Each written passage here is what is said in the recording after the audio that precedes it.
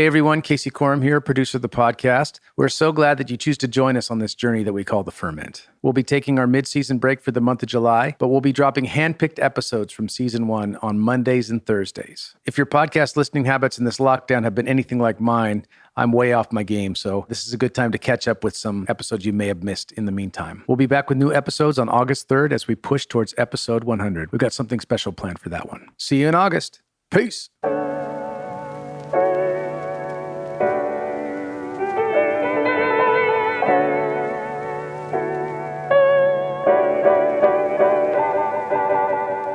It's a wonderful thing to be called into business, to discover how we've been wired, to discover what God has already put in us and the additional things He wants to give to us through a life that's rooted in intimacy with Jesus, can find a profound, a beautiful and fruitful expression in many spheres of the business world. And I would even argue that there's a real desire among the decision makers in a lot of businesses for people who have those kinds of attributes.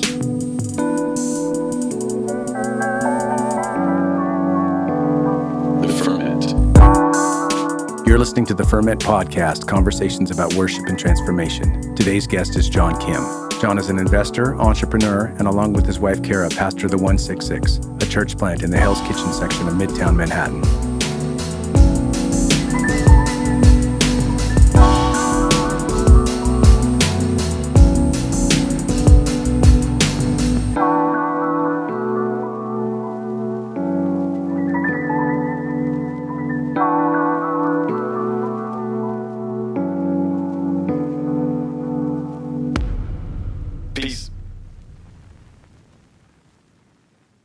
This episode is brought to you by our friends at worshipteam.com. Worshipteam.com comes preloaded with over 12,000 songs, with new songs being added all the time. Hillsong, Bethel, Vineyard, Six Steps, Jesus Culture, just to name a few. Service building with Worship Team is a snap, and all the songs are completely legal and licensed. You can also find them on social media, Facebook at worshipteam.com, Twitter at worshipteam, Instagram at worshipteam_WT. Visit them at worshipteam.com for a free trial today. Complete worship planning with thousands of songs, easy interface, mobile apps, and legal rights for your church. All you need in one place, worshipteam.com. All right, what up, everybody? My name is Adam Russell. You're listening to the Ferment podcast, and I am here in the middle of Hell's Kitchen, New York City. It is powerfully urban. I am a long way from home. This is not the ironic green hills of Kentucky. I'm with a new friend, John Kim. John, why don't you say hello? Hello, how is everyone doing? That is right. Listen, I'm really excited about this conversation because last night we had dinner, and John, I felt like I was sitting in front of a fire hose of kind of like wisdom and revelation from you. I think my team felt that as well. And so I just instantly knew that we had to do a podcast. But I think a lot of people who are listening to this podcast probably don't know who you are, okay? So maybe we could spend a moment and you could tell us, who are you and where did you come from? And maybe give us a quick little synopsis of your family life. Sure. Yeah. My folks are immigrants. They were both born and raised in South Korea. They came here, about a couple of years before I was born. So they came in the early 70s. We're sitting here in New York City, and basically, the vast majority of my life happened, within 20 miles of where we are right now. I was born in the Bronx, spent a little bit of time out in Queens, but then largely was raised out in Long Island. So you feel like a New Yorker? Yeah, I'm one of the few, like sort of literally born and raised in New York. I left for my schooling, and then I've been back in New York City for 20 years. Okay, where'd you go to school? I did my undergraduate at Harvard and my Ph.D. at MIT. Okay, so you're no dummy. Yeah. Wow, that's amazing.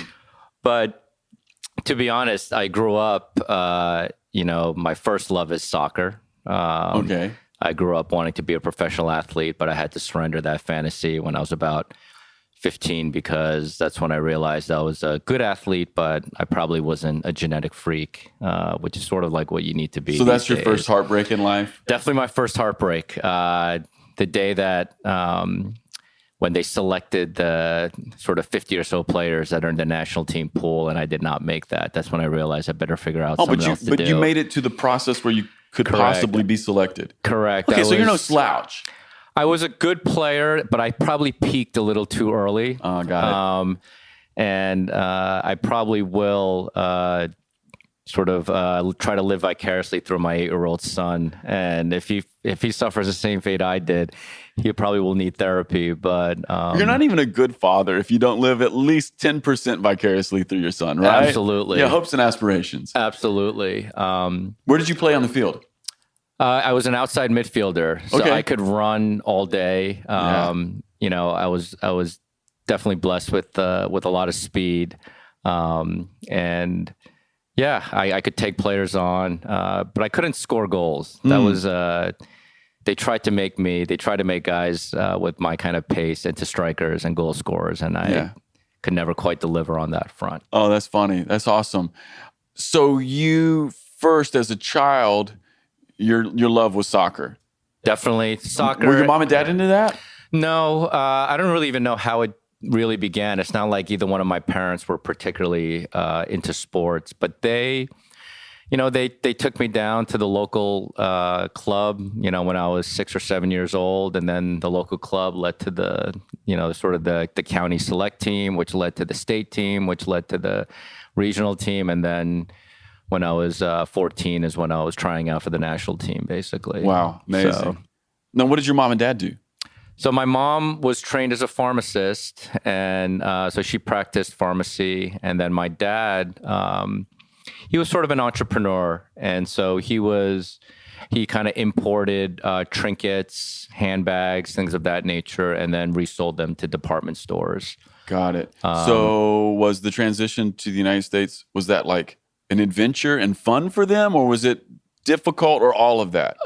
You know, so they, from my recollection is that they were definitely, they were part of a wave of immigrants from Korea, many of which settled in like LA or New York City. The interesting thing about my parents was they were very deliberate about raising me as an American. So what does that mean? Yeah, so a lot of Asian and a lot of Korean immigrants, they sort of settle into these sort of ethnic enclaves, and especially in a place like New York City, where there's Koreatown. There are multiple Koreatowns, actually. There's a K-town, they call it K-town in LA, in Queens, in New York City.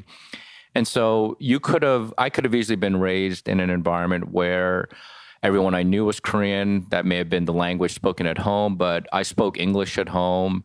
My parents deliberately sent me. I was raised in a town and a school that had literally. I say almost everyone came over from the Mayflower. There was literally there was no black people, no Hispanics. There was one other Asian couple, and there were maybe a handful of Jewish folk, but. You know, they were determined to, and frankly, as far as I knew, kind of race was always more or less in the background. I felt like I grew up as all my friends, and it was almost, and it's almost strange to say this, but it almost seemed like it was post-racial where I grew up, and that's probably largely because it was pretty. Mono socioeconomic, mono ethnic. Yeah. Now, were your parents believers? They weren't believers actually while I was growing up, but they went through some tough times in life. My father's business struggled pretty mightily towards my junior high school years, and I think that brought my dad to faith. Was he the first person to come to faith in your family? Correct. My mom shortly thereafter. And then I had an older sister and a younger sister who also came to faith. Wow. And so it's like a Cornelius experience, the whole house. Yeah, exactly. So then I actually didn't come to faith until largely my senior year, maybe even after I graduated from college. Oh, okay. So my parents, much later. Yeah, they were very patient. The rest of my family was patient. I distinctly remember my senior year in college. during Christmas Day. The NBA was on NBC from 11 a.m. until 11 p.m. I sat and watched basketball for 12 hours. My parents and my sisters left for church. Before I started to watch basketball, they came home after, and I had not moved in the couch during that entire day. But they patiently waited, and then I sort of joined them. What was the emphasis, or what happened in your life for you to become a believer? I would say that college is a time to experiment. Okay. And I experimented with a lot of things that the world offers. One does. Yeah, as one does.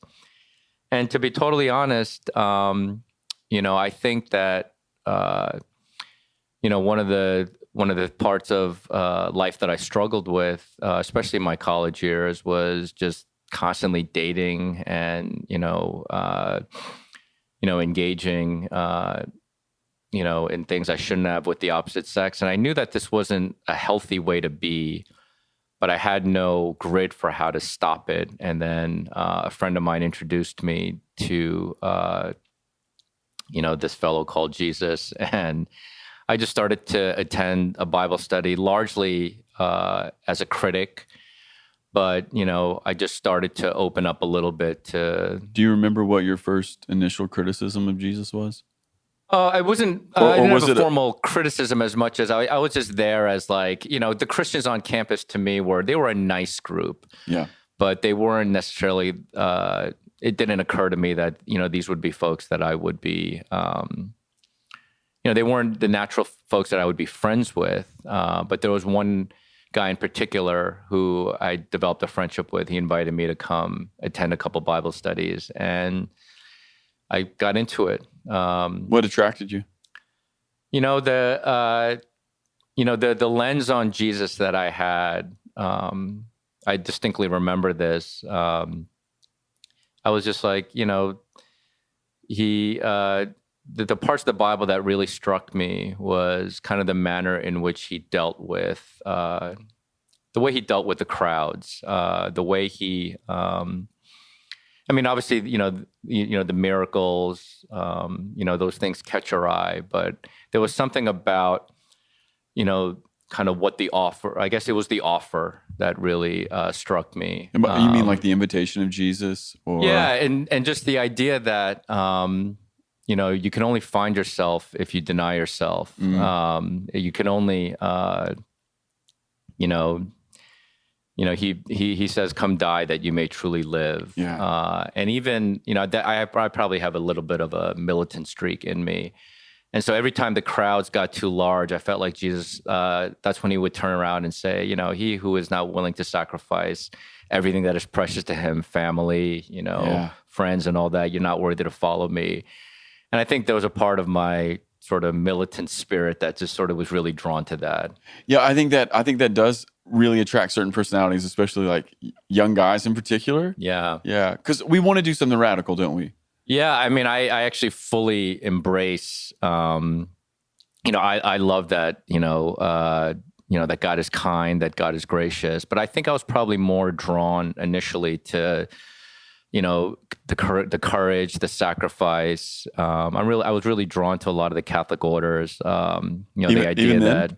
Oh no, I'm saying early in my faith journey, I was just sort of like, I watched a handful of movies about Jesuits, and I was always just like, did you ever watch The Mission? I did watch The Mission. Yeah. And by the way, just aside for anybody who's listening right now, like, if you haven't seen the movie The Mission, you must, right? Yeah, absolutely. Yeah. Absolutely. Jeremy Irons plays the Jesuit priest, and Robert De Niro is one of the central figures as well. But in any case, as a senior in high school, I basically had my first, I say my first yes to Jesus was sort of a mental assent to a historical reality. Yeah. In other words, it's like, oh yeah, the resurrection happened. Jesus is the Son of God. It was almost like an abstraction in some sense. I think but what you're describing to me is, I think, pretty prototypical American Christianity. Like, even as the way the gospel is presented, and I don't know what your experience was, but I can tell you the American South, it's really a reductionist view that is in so many ways just agreement with certain intellectual platitudes. Yeah. And in some sense, the first step was those platitudes are better than the other sort of the offer of... Get you on the field. Exactly. Yeah. Exactly. And so it wasn't really until my first year in my PhD program was when I first caught a glimpse of, what I'll call the living God, or the God that intervenes, isn't just sort of the watchmaker, so to speak, but instead intervenes actually in ordinary life. And it's actually a pretty remarkable story because... Yeah, so what happened then? I went straight from my undergraduate to my PhD program. And what was your PhD program? It's in economics. Okay. Is that what you studied in the undergrad as well, or did you make a jump? I did sort of more applied math in economics as an undergraduate. Got it. I didn't come to, Harvard as everyone is obviously very gifted intellectually at Harvard, but I came as an athletic recruit for soccer, actually. But, I really found myself as a student, so to speak, as an undergraduate. And so to be admitted into MIT's PhD program, I mean, there's 25 folks in your class. They take one from Harvard, one from Stanford, one from École Polytechnique in Paris. And so you're really among the best of the best. Did that feel good? Well, what it did was, in the same way that my first death was the death of my ambitions as an athlete, my second death was the death of my ambitions to be, a professor. So I got to MIT thinking I was pretty tough, and then I realized what real toughness was. You're not the only one, right? Oh, not the only one. In a class of 20, 3 of my classmates from my first year at MIT have won the John Bates Clark Medal, which is basically a prelude to winning the Nobel Prize in economics.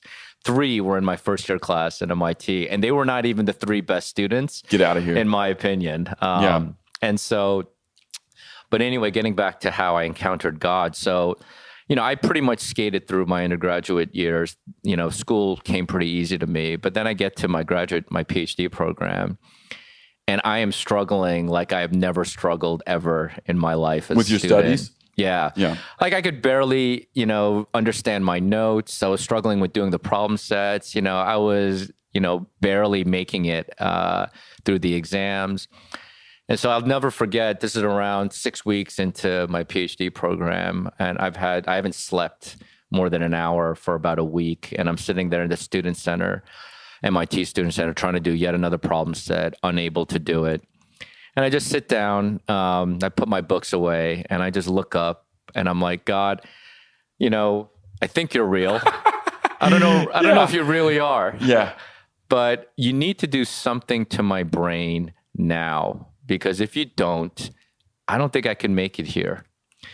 And so it was literally almost like a road to Damascus moment. From that day, everything made sense to me.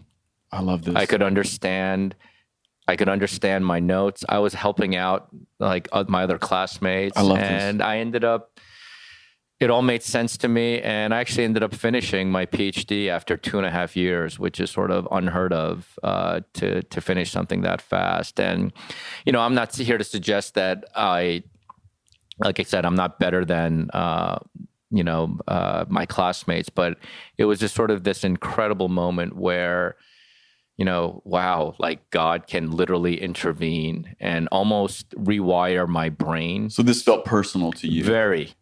And were you aware after that prayer? Did you put the timeline together? It actually took a little while. Okay. But like as I look back, it was really probably by the end of my first year is when I realized, hey, like I prayed a prayer. And like I get everything now. Yeah. Like everything makes sense to me. So I'm just very curious. Looking back on that, you're clearly not a dummy. You're in over your head. You're feeling it. You pray a prayer that could seem, self-preservation. It could seem like anything, right? Totally. Right. And then there's clearly in your mind something happened and you got it and you became someone went from someone who needed help to someone who gives help. Yes. What do you think that means? I mean, I've reflected on this. I mean, it was over 20 years ago, but I've reflected on it quite a bit as I've even continued to grow and mature in my faith. But there was something obviously profoundly personal about it. You know, I know in Scripture it says, you know, that God knows each one of us personally. But it's hard to really believe that sometimes. And the idea that God would intervene in my situation, you know, as a PhD student at MIT in the 90s, like it was a profoundly personal experience. And in a way, it also illustrated to me, in a sense, that God is above. You know, at a place like MIT and in some of the institutions that I've been a part of, you know, it's easy to be in awe of the minds and the quality of intellect that's around you. He is deeply rational. Yeah. But you realize, you know, God is above all of this. Amen. God controls all of this in a way that is,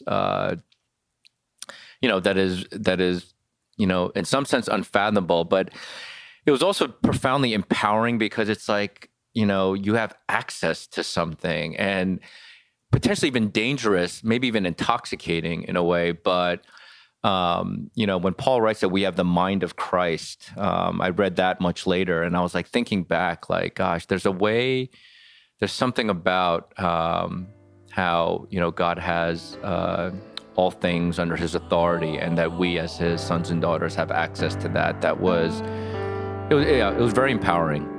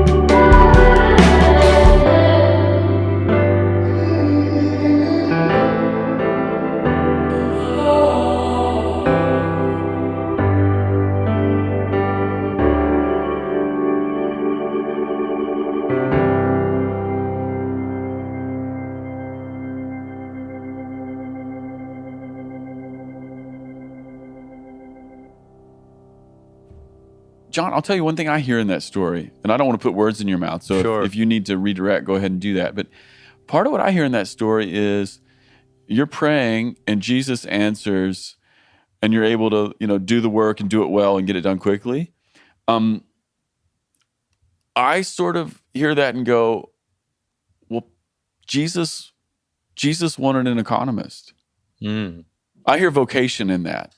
Yeah, I mean, does that resonate? It does in an interesting way, because I think that a lot of what I spent sort of the next, you know, so I went straight from my PhD program to becoming an investor, and Here in the city. Yes. I had this incredible opportunity right after I finished my PhD program, where a fellow by the name of Michael Dell, who I think people may know on this I think so. podcast, he's a computer mogul entrepreneur. He started an office just to manage his and his family's assets, and somewhat miraculously, I was given an opportunity to be a part of that team. And in many ways, the question I've always been asking myself, and to this day, I'm still trying to work through it, is, you know, what does it mean for my faith and my vocation to be fully integrated, to be one? Was that something you considered before you took that job? In a sense, it was probably a little more, it was a little more rudimentary, I guess, at first, because there's a story I've often told where I was given an offer to join this firm. And I'm 24 years old. I don't know much about anything, but I hear that there's this place called Wall Street, and there's this world where, people, sometimes cut corners, where money is God. And so I'm a relatively new believer, and I receive an offer, and I decide to write a letter to these guys about how, hey, I appreciate the offer, but I want you to know that I've just become a pretty committed Christian, and this is what it means. You wrote this to them? I wrote this in an email, a very long email, right after I said, thank you for the offer, but let me articulate to you who I am and what I'm about, as 24-year-olds are prone to doing. And in doing so, I gave them sort of my understanding of what it means to be a follower of Jesus, the implications for how I want to do business, how I treat people, the kind of culture I want to be a part of. And it was a relatively long manifesto, which was met with a relatively short one-line response. Sounds good. We look forward to working together. What did you like? Is that how you got the job? Basically, sounds good. We look forward to working together. Yeah. And so, a couple of weeks later, I come down to New York, start working there, and it was an incredible run. I made partner after 3 years at the firm, which was pretty much unheard of. Yeah, you're 27. Basically, yeah. And then at the 5-year anniversary party, the fellow who hired me gets up in front of the firm and says, So I want to tell a story about the early days at MSD Capital. We made an offer to somebody who had never worked a day in his life, and we thought that we were giving him the opportunity of a lifetime. And this young punk had the audacity to come back to us and tell us, these are my terms. That's right.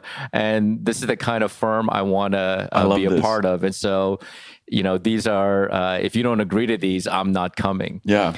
And he gets up and he says, well, and of course, the person who did this is John Kim, who's one of the partners at the firm. And I went into his office the next day and I said to him, hey, Glenn, first of all, just thank you for saying that. I had no idea that you even remembered that exchange that we had 5 years ago. And then he proceeded to pull out an email, a copy of the email in his drawer where he was like, you know what, I still read this from time to time because this is actually the kind of people that I want to have in this organization. No, but he's not a believer. He's not a believer. And, obviously at some extent, everyone's on their own journey. But, of course. But yeah, it made an impact on him. And as I look back on the 10 years that I spent there, there was a lot of, in some sense, there was a lot of freedom to express, what at least my, as a young man in his 20s, understanding of virtue and of sort of biblical morality in a context like, an investment firm, a very high capacity investment firm. Well, can we talk about that for a minute? Because I think this is a really important discussion, especially for people who are experiencing their kingdom vocation, maybe outside of church. Sure. Okay. And, a lot of the people who listen to this podcast are worship leaders and pastors, but there's also a lot of people who listen to this podcast who are not pastors or worship leaders, but who deeply love Jesus. I guess I would love for you to just talk maybe a minute about how do you see your vocation or your calling as a disciple or a son of God. I mean, we're in New York City. And you're telling me stories about really living at the high end of the finance world. How does that work for you? I mean, because I can imagine scenarios, and it sounds like maybe you had the best bosses that you could possibly have. Sure. I can just imagine, like, you write this manifesto. Is that something you had to return to? Like, is this something that Jesus continually talked to you about? Was there consciousness through all those years? Do you still have to kind of like stay grounded? Can you just talk about that? I mean, I think, again, this is something I'm sort of working out. I mean, I just feel like, it's sort of trite to say, but if the Bible and if what Jesus said is true, it's the foundation of everything. And we're all called to sort of live out and express the reality of these profound truths in whatever sphere we happen to find ourselves, whether it's inside or, outside full-time ministry. I think those lines are somewhat artificial. Yeah, I agree. And in many ways, I think, I just said, maybe very early in my investing career, which obviously coincided with, becoming a serious follower of God, I just said to myself, like, what does that look like? What does it look like to be fully engaged in life with God? And like, what should that imply? And so, again, relatively early in my career, I remember the parable of the talents became essentially the foundation. Because I think investing is a constant sort of construct that Jesus uses. He uses a lot of botanical analogies. Which also seed sown, right? Seed sowing. Good soil, bad soil, rocky soil, thorny soil, the whole thing. Exactly. And like the parable of talents is obviously about, getting a big return. Yeah. And in some sense, whether it's told in Matthew or Luke, there's this idea that, a couple of talents are given and the wicked servant buries the treasure, whereas the, good and faithful servants, they multiply these things. And, the question I often ask myself is, if the good and faithful servants didn't, quote, multiply their talents, would the master have still considered them to be good and faithful? And I think there's a part of me that believes that that he would have, because the important thing is not so much that they got a huge return, but they invested, they were willing to take risk because they had a proper view of the master. Mm-hmm. And so the wicked servant was the one who said, you know what, I'm afraid to lose it. I'm afraid of the master. I'm afraid of the master. Yeah. Whereas the ones who were willing to take risk, they were willing to take risk because they felt like they could count on like the kindness and the goodness of God. And maybe even in a sense, like they could count on the gifts that the master had given them. Exactly. The quality gifts. Exactly. Yeah, right. Applied right. These things do something in the world. Exactly. And so that's how I viewed my vocation. When you have capital, and capital is obviously, income inequality is this crazy concept that's in the consciousness of society these days. And I think a part of the reason it's present is because if you are an owner of capital, the entire purpose of capital, whether you like it or not, or whether you know it or not, is for it to be sown. It's for it to be invested and for it to bear fruit. And so I often say that, there's a sense sometimes where if you're an owner of capital, where the best thing to do in order to follow out your faith is to, give to the church or to give to other 501c3s. And I've long thought, well, actually, if I invest in a business and that business is run by an entrepreneur who has biblical values, the ability to create jobs, the ability to provide a service that is in and of itself good and noble and fruitful. Blesses the community and raises up families, right? Exactly. And as an example of this, there's an entrepreneur that we've backed who's building fitness facilities over in Boston. The first one was actually right outside of Foxborough, where the Patriots play. We don't hold that against them because we have some negative thoughts about Boston sport teams. But laying that aside, but he wanted to build a gym that was largely where instead of people, like the dirty little secret of gyms is the best way to build a profitable gym is to get everyone to sign up right after New Year's, but then they never show up. And he's like, what good is that? So he wanted to build a gym where people actually come and actually are getting healthy. And so, I often tell him, hey, look, his name is Luther. We now have several facilities, over 1,000 people in each one. And I'm like saying, hey, Luther, you know what? I see you as a pastor of multiple congregations of 1,000 people. You have a staff of about 25 to 30 people in each one of these sites. And your job is to demonstrate, what it means to live out our faith in the context of being this entrepreneur. What a redemptive kingdom view of not only like money and investment, but like what people can do in a community, right? Absolutely. That's what I'm hearing in what you're saying. Absolutely. And, there have been these moments where, we had a fellow, a couple years ago who had to cancel his membership. And, these stories don't happen every day, when you have several thousand members. But, there's one guy came in, needs to cancel his membership. Luther asked him to come into his office. And he just breaks down crying because, he basically was diagnosed with cancer. And, that he had to, he couldn't, be a part of the gym anymore. But then Luther decides, hey, look, let me pray for you. And then he mentioned it to me, and we all started praying for him. And then before you know it, this fellow has a bunch of people praying for him. And then, he's basically, he's a cancer survivor.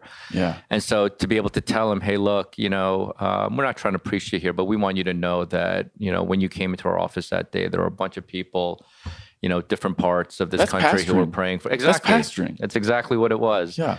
And so, we want those opportunities to be present. And in some sense, obviously the business has to be profitable. It has to be sustainable.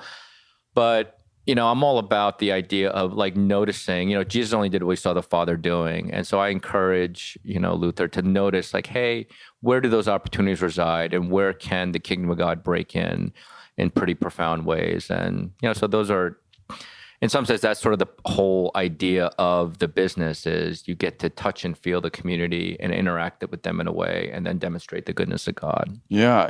Part of what I'm hearing in everything you've just shared for the last 4 or 5 minutes here is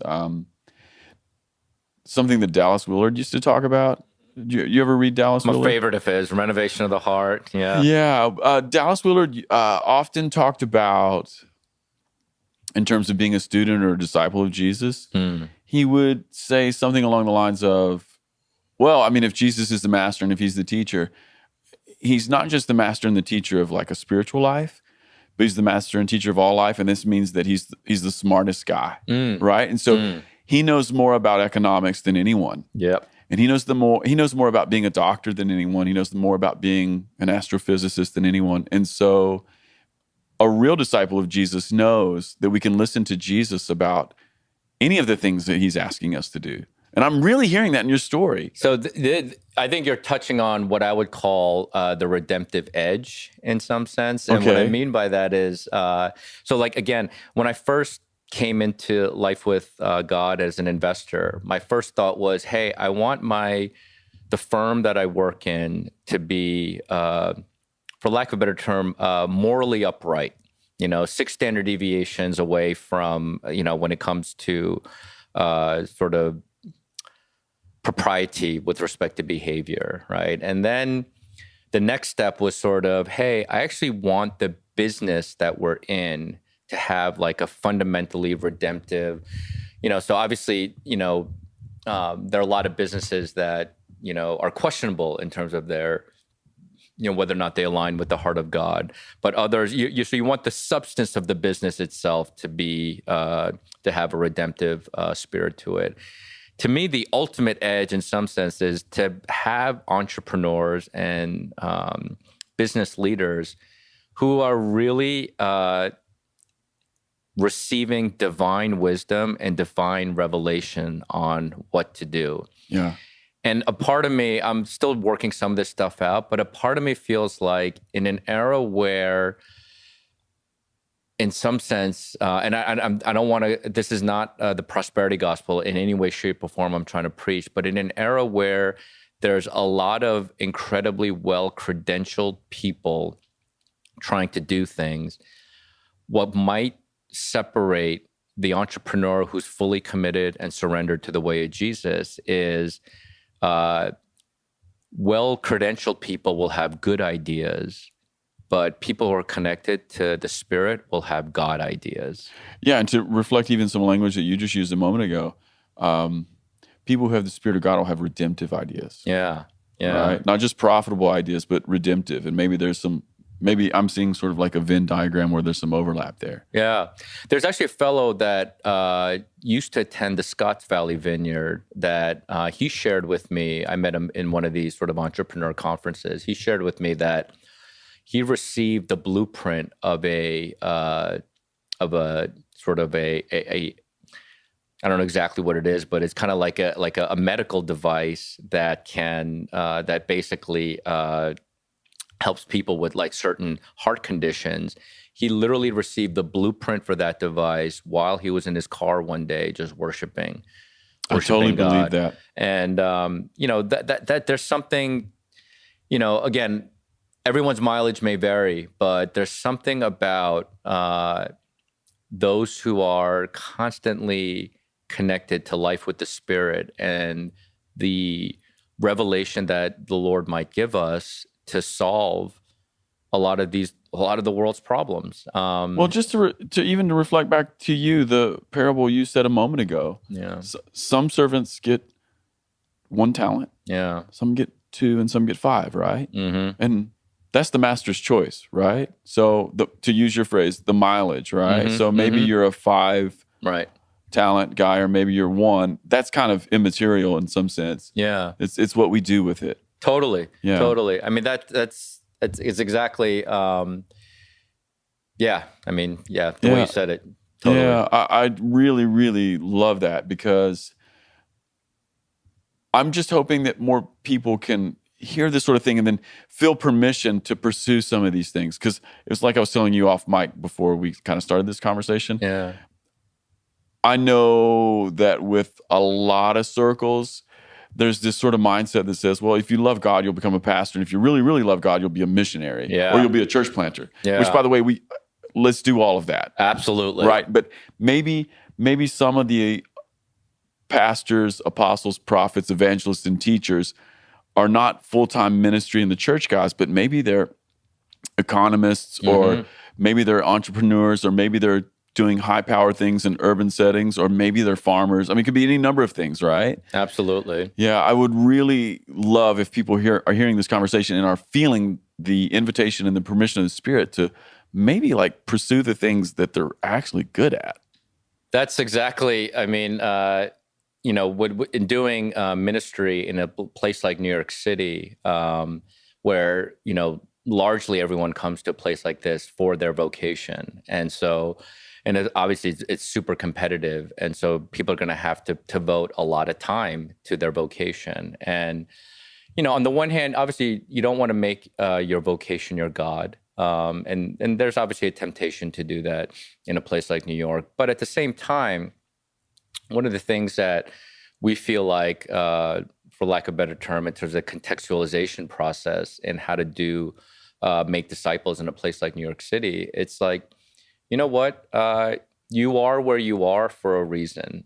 And the question is not, hey, how do I get out of this so I can do more stuff in the church? I mean, if you can do more stuff in the church, great. That's right. But really what we should be doing is figuring out how to empower people to be extraordinary attorneys, extraordinary consultants, extraordinary musicians, extraordinary Broadway actors, or extraordinary teachers, whatever field.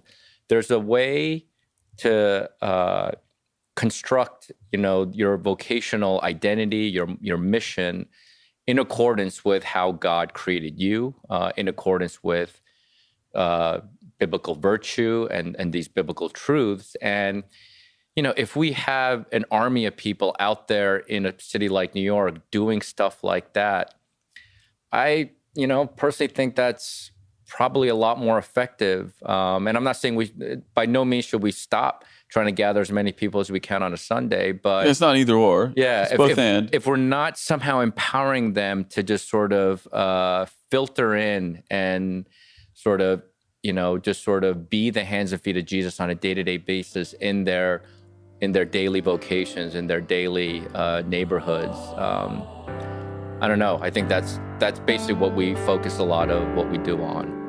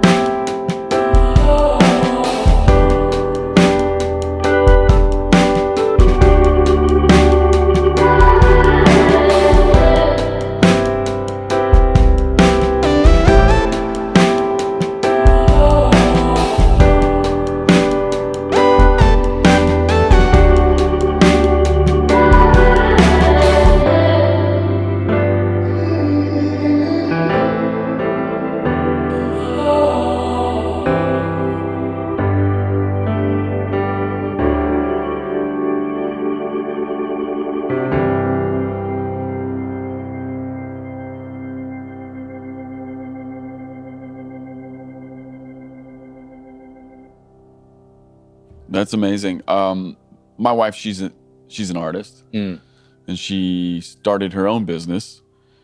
She owns a children's art studio. Oh, wow. Yeah. It was really funny. She came home one day. We've been sort of serial entrepreneurs our whole life, even while we've been in ministry. Yeah. But she came home one day and she was like, "Hey, Adam, I rented a space and I'm starting an art studio." And she hadn't talked to me at all. I'm like, "Really? Okay." Anyway, she started this thing and it's gone over really well. But to your point, in December at the elementary school in our city, the administration came to Heather and they said, "Hey, our art teacher just retired kind of suddenly, and we're desperate. Could you come and be a long-term sub for us?" And Heather sort of wrestled with it, but she said, yeah, she'd like to do that. So she went in, and this whole semester she's been teaching that and then doing her method studio stuff in the afternoon. But because she's been the art teacher at the elementary school, she's been a teacher to 1,200 kids. Wow. Right? And it's really affected her, like emotionally, because she realizes, oh, these are 1,200 people, and maybe 500 or 600 of these little kids are from really difficult situations. Right. Like right. my county where I live in Kentucky is extremely poor. And I mean, it's a great place, wonderful people, but she got to put her hands and her love and her heart into some kids who would never get to experience the things that she can teach them. And in some cases, just the kindness that my wife naturally carries, right? And it's been a real eye-opener, I think, for her and for me about how much influence a teacher can have. Totally. For the work of the kingdom, you know? To teach really well and to love and be affectionate to kids and to show just that warmth. Yeah. Some kids are not getting at home. And we can't go anywhere now in town where Heather isn't mobbed by people and mobbed by kids. That's awesome. Yeah. But it's the same thing, you know?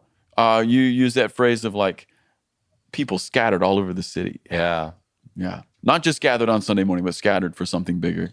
Yeah. And I mean, that's sort of the, I don't know, that's the in some sense, the picture of, you know, just the kind of community we want to create. And I know that's on the heart of all the, you know, our friends who are pastoring in the city is, you know, how do we, of course, we want, you know, great things to happen in our community groups, in our Sunday gatherings, in all our events that we put on. But, you know, really the proof of a disciple is, you know, what are you doing, you know, the other sort of 166 hours a week when you're not at church? And, you know, and I said that's, you know, a place like, you know, again, a place like New York, like that's sort of, I don't think we're going to you know, the competition, so to speak, for productions is just too high. You can't compete with Hamilton. That's right. You can't compete with whoever, all the great new restaurants that are showing up. Like, you know, the only way we're really going to, you know, do the things that, you know, we're called to do is if we're, you know, just showing up all the other times and, you know, trying to see what the Lord is doing and responding accordingly. So, yeah. Well, let me just maybe hang a right turn here for a minute. Sure. And we've covered some of this, but I just want to maybe change the question for you here in the last little bit of our time together. The name of this podcast is The Ferment, and sort of our controlling narrative and metaphor is that people's spiritual lives are a lot like fermentation, that maybe something starts one way and ends up another way. And so I would just be real interested to hear you talk about maybe how you've changed or what's changed in your spiritual life. I mean, we've already heard one change from like really no faith to being a follower of Jesus, but you've been here. I know that you and your wife are kind of running a church here. Sort of a really experimental expression of the Vineyard here in the city. Absolutely. But what has changed? What's the new thing? Well, honestly, like I would say one of the first changes, you know, that I experienced was you know, again, I came to faith as a mental assent to historical truth. I encountered the living God, you know, in my Ph.D. program. But in all seriousness, it was really the like discovering the Vineyard, which really happened maybe, I don't know, 5-10 years into my walk with God, it was literally, I mean, it was like literally opening up, the going into the closet and, opening up into Narnia. It was like this world of... Yeah, you fell through the back of the wardrobe. Yeah, I was just like, gosh, so there are these people, so you can actually be, you could actually be biblically orthodox, and you could be fully engaged in life with the Holy Spirit, and you could actually be in a very natural way. Normal. Like you could exactly. You could be a normal person. Look, my colleagues are for the most part, not, they don't, they're not, believers in Jesus, but like, to be able to pray for them, and to, my business partner's son is on the spectrum of autism, for example. And so my wife and I have gone over and just prayed over him. Yeah. And it's always remarkable how much New Yorkers are willing to receive prayer. That's actually something that has been an interesting revelation. But I think that probably when I think about the term ferment, I would say that the influence that sort of the contemplative and Ignatian, sort of some of the Desert Father tradition has had. Yeah. And, really just, I was just sharing with someone recently, so much of my 20s and 30s is about, I want life to be, everything to be up and to the right. I want everything to, grow bigger. I want everything to, be getting stronger, and, growth. And of course, healthy things grow, and that's really, and obviously that's important. But I think that there's something about the value of the slow, the value of, and the truth is so much of what, that I've learned from sort of the contemplative tradition is around, they're given my default personality is, how do I acquire a skill and then leverage that skill and, be fruitful and generate returns from that skill. There's all these traits that actually require just the time, and, they can't be, they don't automatically produce overnight. And so the value of developing a rule of life, the value of organizing my life. You're talking rule of life stuff. That's like an order. Exactly. An order of life. Yeah, I mean that's sort of part of what. But you're the guy who tends to write manifestos.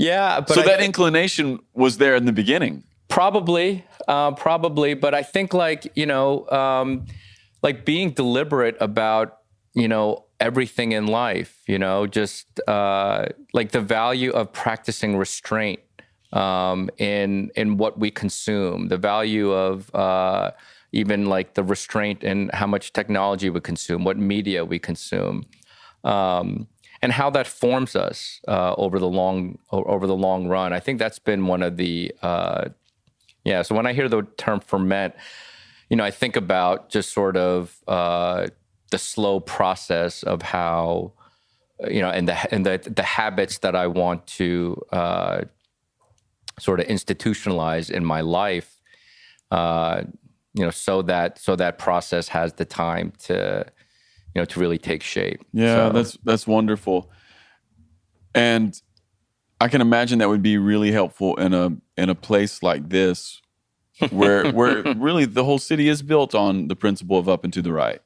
It absolutely, and I mean that's sort of the New York City is a very unlikely place to try to plant something that has order-like characteristics, right? These things belong in sort of away from the hubbub and the bustle of the city. But I think this is where there's an Ignatian component to the way I'm wired. Is we want to plant something like this that is just so looks so different from the way everyone else does business, but is actually in physical proximity to all the, we're 2 blocks from Times Square. And then, but invite I think there's something people poetic in. and beautiful about that. Yeah. I mean, my wife and I, we're believers, and let's actually try to build and demonstrate the thing that we aspire to, and then invite folks in. Yeah. Like provide some measure of access. And so that there's a porousness required to life. And I think that's the way Jesus did things, is like he set these very, very high bars, but at the same time, there was access, there was accessibility to these things. Yeah. And so I love that you guys are doing this. I love that you guys have done so well in your life. And then at the same time, you're building this church in the middle of the city. But you're still very connected to your job. You have a job, you know? It's not either other, it's both and I love that you're doing something that is contemplative, Ignatian. And while you were saying that, I was just thinking of even the way that Eugene Peterson or maybe Stanley Hauerwas occasionally talk about church as the alternative society. Yeah. Right? So there's this sense in which a lot of what we've talked about tonight has been like joining society. You know, it's that weird paradox, isn't it? Yeah. Like we want to join the city, and then we want to be an alternative to the city. Absolutely. I mean, there's a book, Alternative to Futility, that was written by Elton Trueblood.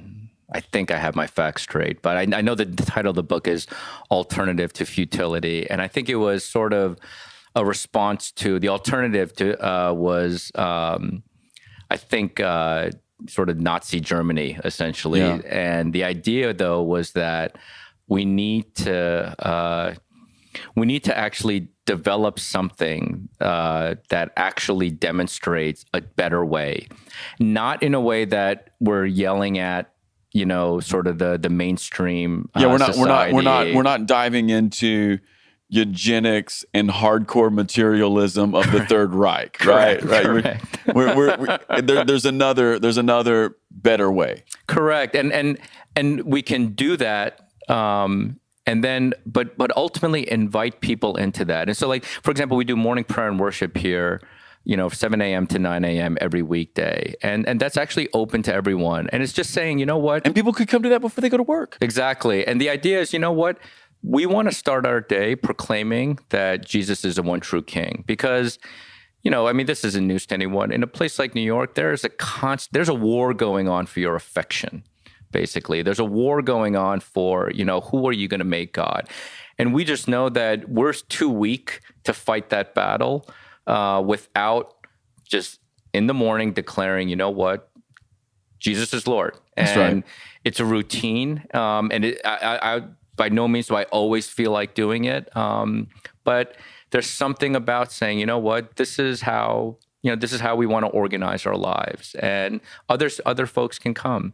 And so we try to make the building, within certain reasonable limits, a porous place. We want to make our lives in some sense porous because, of course, we need good theologians, we need good writers, we need good, we need people who offer things that can scale, but there's nothing scalable about inviting people into your home, into the actual structures where you reside, around a table. Which is always the way.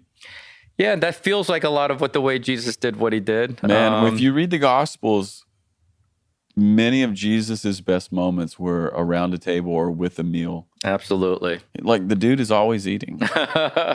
There's something about that. I don't know. It took me a while to figure this stuff out, but, just things around a table. There's something about what happens when you just put even pretty good food around a table. That's right. And you're able to just, what that engenders. Well, and that's what happened here last night. That's exactly. And just for everybody who's listening, like we had a meal here. It was so great. Like the meal was great. The wine was great. But the communion of the Spirit was actually what was really great. It was a Kairos moment last night. It really was. Sure. Yeah, and we've experienced that so many times, like even in our own home. Yeah, there's something about bringing people into your own space, right? Absolutely. Yeah, and just so that people really get a picture of what's happening, like you're working in the city, but you guys have a building here. You live here. The prayer in the church is kind of on the bottom ground floor. Correct. You have morning prayer. You have afternoon prayer as well? Yeah, prayer at lunchtime between 12 and 1. So there's this coming and going in your regular life, and this connection to the city, but then also this sense in which your home has become a sanctuary. And so it's a 8-story building. Again, just a couple blocks from Times Square, and myself and a couple of the families, we live here. But then there's all this other stuff going on, whether it's prayer. It's been extremely inspirational in me, and I don't know even 10% of what you're doing, but the little bit I know is so inspirational, and it feels like a real modern approach to maybe what Jesus would want to do in urban settings. Yeah, it's interesting. There's actually another family who, and look, we did this just to be totally honest because it's something I felt like I wanted to do. We never in any way, and these other families, we never in any sense felt like, we didn't expect anyone else to, try to do something like this. But just recently I found out a friend of mine who, and another family here in New York came by the building a couple of times. They were like, "Gosh, we should try to do something like this." And there are people in other cities. And again, it doesn't have to exactly replicate this by any stretch. But I don't know. There's something about a space that is, the term I would use is, in some sense, we're trying to consecrate a place, and there's just, I don't know, there's something about the way God has organized the world such that those who are willing to do this, there's a way that impacts everybody who comes through it and around it. Well, to sort of like maybe add a wine metaphor, another one here. My family and I, we raise grapes and we grow grapes and make wine. So I'm kind of a wine guy. It's one of my hobbies, but if you read wine writers, or if you get sort of deep into the culture a little bit, one of the things you'll oftentimes hear wine people talk about is they'll talk about wines of place. And the French even have a concept called terroir. And what they mean by it is like the wine is profoundly an expression of the place, the actual soil, the weather, what happened that year or what didn't happen. And of course, the winemaker can guide that. But the best winemaker is not wanting to put his fingerprint on the wine as much as he or she is wanting to let the place be what it is, right? And I kind of hear that, like a spirituality of place. Yeah. A theology of place, an experience of place. Yeah, that's interesting. I like the idea of how the winemaker is not trying. The raw materials are what they are. He's not trying to. Yeah, you trust the materials. Exactly, and in some sense, like that's why we call Coram Deo, which is Latin for "in the presence of God," a house of prayer, worship, and entrepreneurship. And the idea is that worship, prayer, and worship. I think there's an expression in the Vineyard. Worship is the act that allows everything else to be an act of worship. And so in some sense, like if we make prayer and worship the center of what we do, what comes out of that? We don't know exactly. Obviously, we have a yin for entrepreneurship, but like there are a lot of things that are just going to emerge. And as long as we trust that the substantive center of this is prayer and worship, surrender to God, we can trust that the organizations that come out of it, the churches that are planted out of it, that's right, will reflect that core, and it'll just have redemptive DNA like sewn into it. That's right. Sense. So, well, 30 miles from where I live, 30 or 35 miles from where I live, there is a Trappist monastery. Oh, is that the Gethsemane? Yeah, it's where Merton did all of his writing. Right. Actually, there's a book called The Business Secrets of the Trappist Monks that I think was written. Wait, this isn't the Memkin Abbey, is it? No. This is the Abbey of Gethsemane. But there's many around. Sure. But 35 miles from my house, there's this place. The monks own 3,000 acres there. Wow. But what I love is that they've been doing prayer and worship for 160 years in this piece of ground. And they have seven hours of prayer. The first hour of prayer is at 3 a.m. And then they do their work in the day. And it's about three things in particular. It's about their worship to God and prayer. It's about their work and vocation on the land, and it's about hospitality. Yeah. And I see so much. I meant to tell you that last night, but I see so much of what they do there. Here, it's like you don't have the brown cloaks or something, and praise the Lord, you don't. But there's something about this space that feels very. It's modern monastic. We that's what you articulated is what we aspire to. So it's actually very encouraging that we at least have echoes. Because I go there once a year for a silent retreat, and the spirit is similar here. There's an atmosphere of peace here. Wow. And I think you guys are doing it. I mean, I don't know anything. You may have fooled me, but I think you're doing it. That's just really super encouraging. One of the things I shared with sort of a postulancy I'm a part of right now is, I'm in a season of life. I got to prune the good things for the sake of the ultimate thing. And that's sort of the, just hearing what you said about the Trappist at Gethsemane. It's like, look, we pray, we work, and then we practice hospitality. That's it. And, I probably have enough of some sort of broken spirit in me that wants to try to do too much. And to say no to good things is sometimes one of the most challenging things, because to say, you know what, but I'm actually getting better, and it's good to hear how that's sort of the ethos of a monastery like that. That is. Yeah, and I would assume this is a challenge for you because you seem like the kind of person who is pretty good at stuff. You're good, okay, you're good at stuff. Yeah, no. You're being modest. You're good at stuff. I get that. Okay, 3 more quick questions, and we'll wrap here. Okay. Number 1, what's your favorite soccer team? The U.S. men's national team. Man, heartbreakers. Heartbreaking. Yeah. Well, I'm glad to know that you're long suffering. Absolutely. Yeah, okay, Absolutely. good. Okay, question number 2.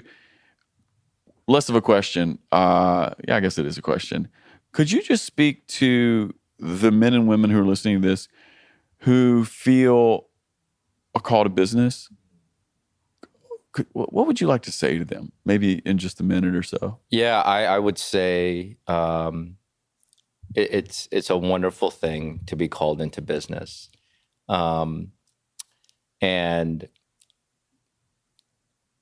to discover how we've been wired, to discover what God has sort of already put in us, and the additional things He wants to give to us through a life that's rooted in intimacy with Jesus, can find a profound, a beautiful and fruitful expression in many spheres of the business world. And I would even argue that there's a real desire among the decision makers in a lot of businesses for people who have those kinds of attributes. Amen. I would say. Amen. They may not even know it, but if you show up with it, it will be highly valued. And I'm not saying that marketplace validation is the end point, but I'm just saying we live in a time where to be grounded in intimacy with Jesus and to be fully aware of who we are and what we're called to do, and to do so under His authority, will find a resounding reception in large swaths of the business world. Oh man, I'm going to take that as a prophetic word. I feel that. That's good. Okay, last question, and we finish the podcast like this every single week. Okay. Could you just tell us a time when you experienced great joy?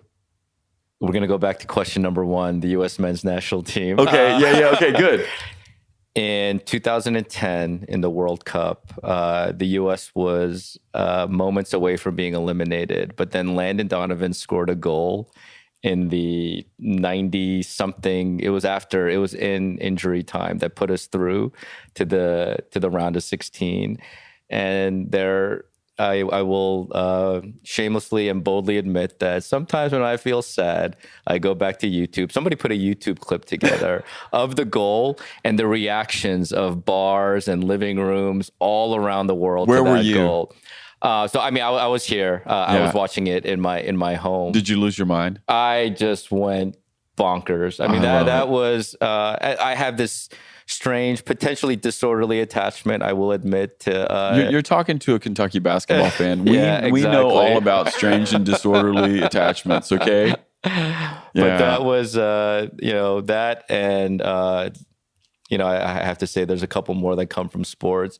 When the New York Giants beat the New England Patriots in the 2008 Super Bowl, after the Patriots had gone 16-0, we had 100 people in our loft watching all that Fairly together. Sweet. It was fairly sweet. Amazing. Amen. Those are great moments. Well, John, thank you for doing this. This was a lot of fun. I think you shared some great stuff here. This was going to bless people. All right, everybody. Hey, I think you have some things to think about, some things to maybe pray about. Dig in. Peace.